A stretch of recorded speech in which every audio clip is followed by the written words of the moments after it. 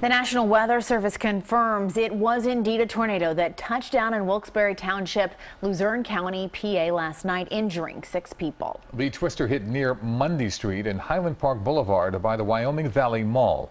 It traveled about 3/4 of a mile southeast towards Interstate 81 before it broke up.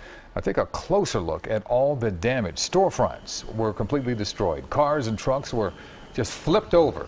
Some U-Haul trucks were picked up and slammed into buildings. Cars from a Nissan dealership ended up in other parking lots. This was what's called an EF2 tornado, packing winds of up to 130 miles per hour. Wilkes-Barre Township officials say it was one of the worst weather events to ever hit the area. It's real devastating because, like you say, I've never seen anything like this in my life. This is the first time it happened in our town. I don't know what to say. It's just a disaster. All the injuries in Wilkes-Barre Township were minor. Another tornado touched down in Bradford County.